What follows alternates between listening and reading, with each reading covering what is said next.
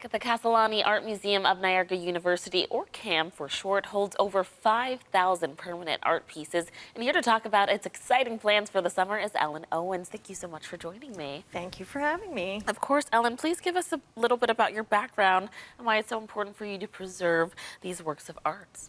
Absolutely. Well, the Castellani Art Museum is situated on Niagara University's campus. It's got three major collections: fine art, so very high-end art that you might see at the Albright Knox Gallery here in Buffalo. We have Niagara Falls art, so a historic and a contemporary collection of art depicting the environment around us. And then we also have regional folk art, so we feature the cultural expressions of people that live in this area. The museum is open to the public Wednesday through Sunday, and it is a public institution even though it's on the campus of Niagara University. Very cool. Now, you've recently just opened 2 new exhibits. Tell us about those.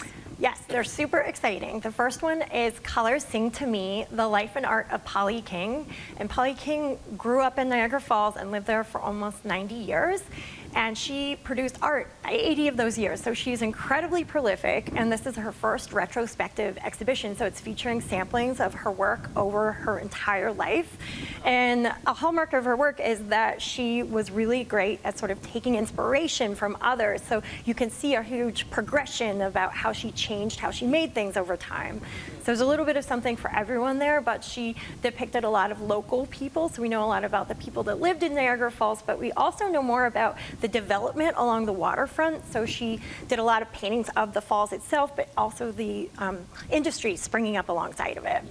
Very cool. So the other show that you want to know about is Daredevils of Niagara Falls. So all those crazy people that went over the falls in a barrel or by swimming or through the tightrope. And so this is featuring all these incredible stories and real artifacts of those histories that came from the Niagara Falls Daredevil Museum. And it's paired with images that we have in our Niagara Falls collection that show that pictorially. So crazy stories. I can't make any of these stories up because they're so wacky and wild.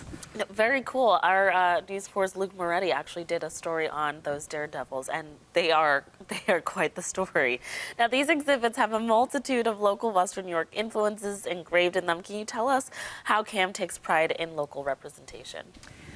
It's so important to represent the creativity of this area.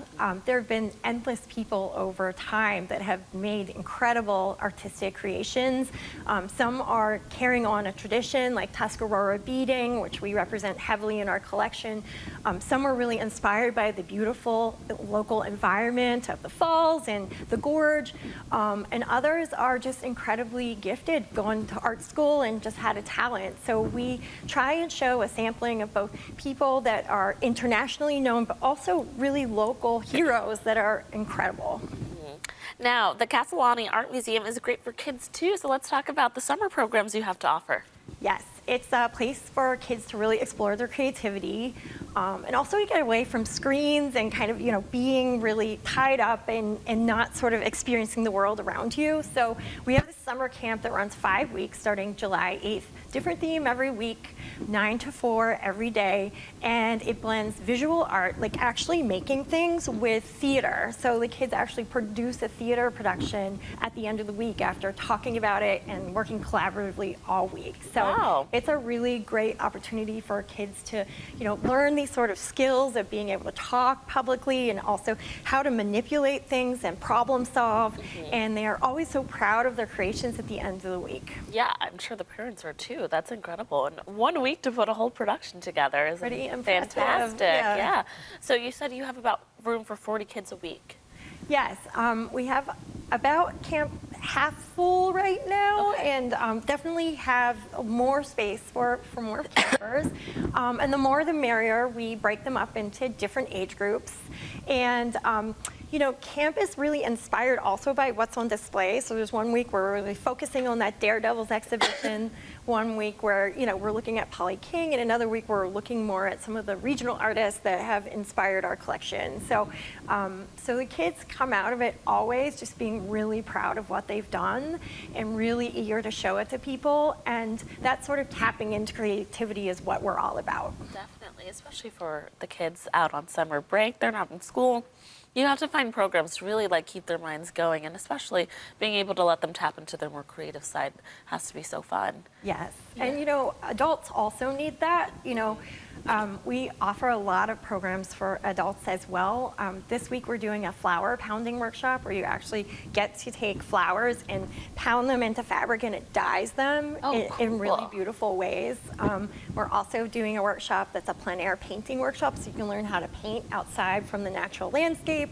So I think it's really important as humans that we're more rounded. We're not robots, and we need to be able to be expressive and find the ways we can connect with others. And through art is a beautiful way of doing that. It certainly is. Ellen, thank you so much for coming in and sharing more about everything you have going on. And viewers, if you want more information on their summer programs or any of their programs, we've got stuff for adults too. You can visit CastellaniArtMuseum.org. Thanks again for coming in. Thank you so much.